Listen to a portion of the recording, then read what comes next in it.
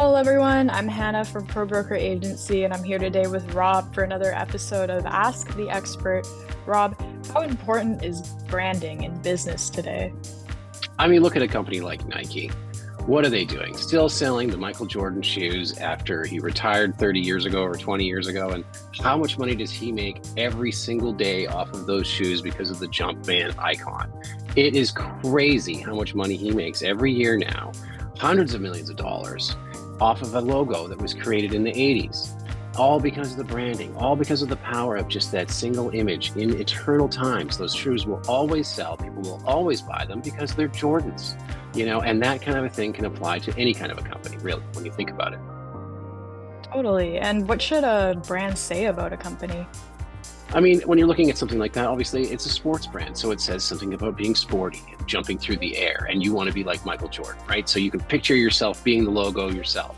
And I think if you've got a really great company, sometimes, they try to be cheap out on the branding, or they try to just do something that's really simple and it doesn't look effective. And like every single home company we work with puts a house on their logo. Like, stop it.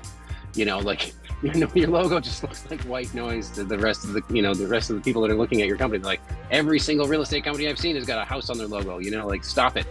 Or if you're a commercial business, commercial real estate, you've got like a building on it. Okay, so that's different. It's not houses, right? Like, try and get creative with it, I think, is one of the things that people need to look at it, and maybe hire an artist to make it, instead of just going to Fiverr and picking something like that for $5 or whatever. Take a little more time.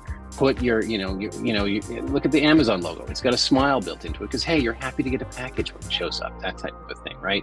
And so having your core values of your business be reflected in what your logo is and your branding can be a great thing. And branding can also be your tagline as well, which is something to get into as well. Yeah, of course. And what are some mistakes that some people make with branding? They think it's great, but everyone else thinks it's terrible.